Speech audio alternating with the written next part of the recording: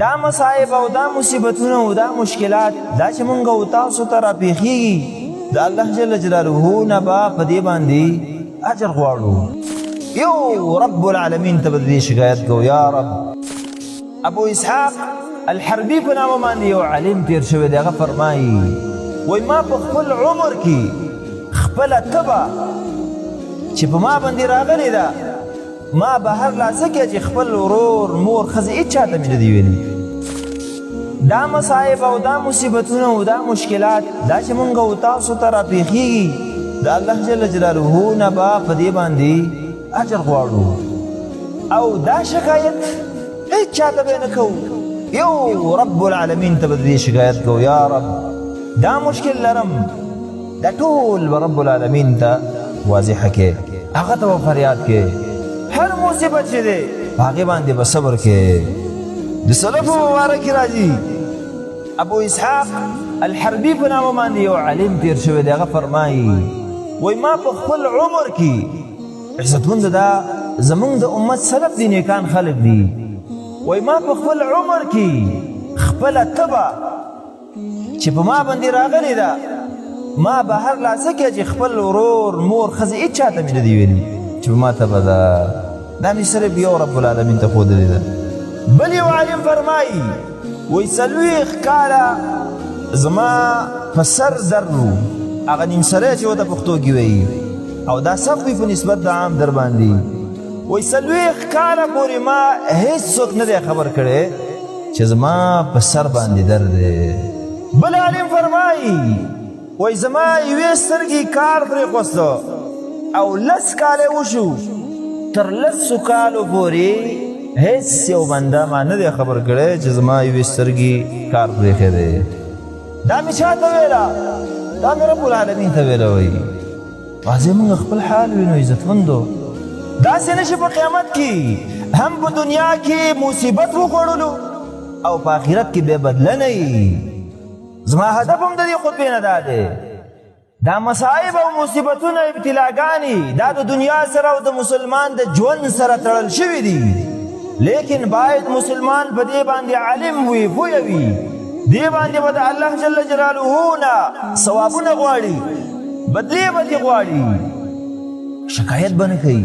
امام احمد رحمه الله لوی عالم تیر شوی دی، کله چې هم هغه وفات کېده هغه فریاد شروع کو، هغه د زنکدن مرحلې بیهوشي پرې راتله، بیهوشي پرې راغله، دا فریاد یې کوو انین ورته وایي په عربۍ کې، پښتو کې دا سړی یو اوسیری کوي یا یو د سینې اواز وباسي.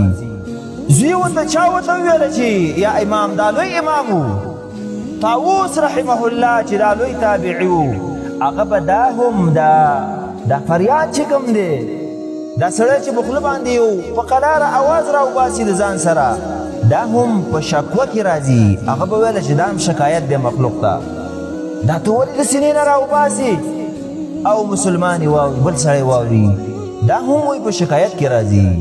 و امام احمد رحمه الله تر مرګه پورې هغه انین هم ونه کو. سبحان الله. دا ولې عزتمندو داسې نشي په هغې در ختم شو، نه در وو د زنکدن سختي، لیکن بنده ته شکایت د ما نه ونشي. زما هغه مصیبت هغه مشکل چې الله را باندې د امتحان لپاره ایښی دی، هغه مشکل چې الله جل جلاله زما د درجو د جګولو لپاره ایښی دی، زه ولې بنده ته وښایم، ولې بنده ته زه شکایت کوم؟ آیا الله ما ته په دې عذاب راکوي او که نه درجې راته جګوي؟ په دې درجې جګوي.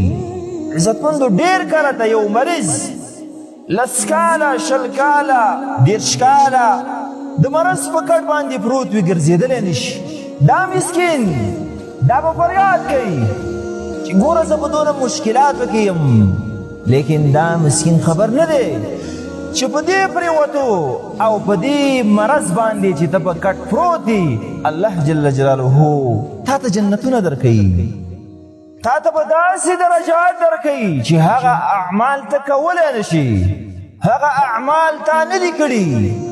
الله در باندې یو مشکل راوستو چې دې مشکل په وجه باندې دغه جنتونه درکړي، نو بیا ولې ته په دې باندې خفه شي او په دې باندې فریاد وکړي.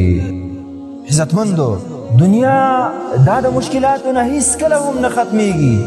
که څوک په دنیا کې په دې خیال او سوچ باندې اوسېږي چې په ما باندې به مرض نه راځي، په ما باندې به غم نه راځي، په ما باندې به بل مشکل نه راځي، دې سړي لار خطا کړې ده، دې سړي خپل هدف خطا کړی دی. بلکې دا ټول به په مسلمان باندې راځي، لیکن مسلمان با توجه خپل رب العالمین ته کوي. یو رب العالمین زمونږ د فریاد دپاره دا بس عزتمندو. الیس الله بکاف عبده، الله وایي ای زما بندګانو زه ستاسو دپاره کافي نه یم، ما کافي نه ګڼئ تاسو. ومن یتوکل علی الله فهو حسبه، چا چې په الله جل جلاله باندې ځان وسپاره ته، د الله د دغه انسان دپاره کافي دی.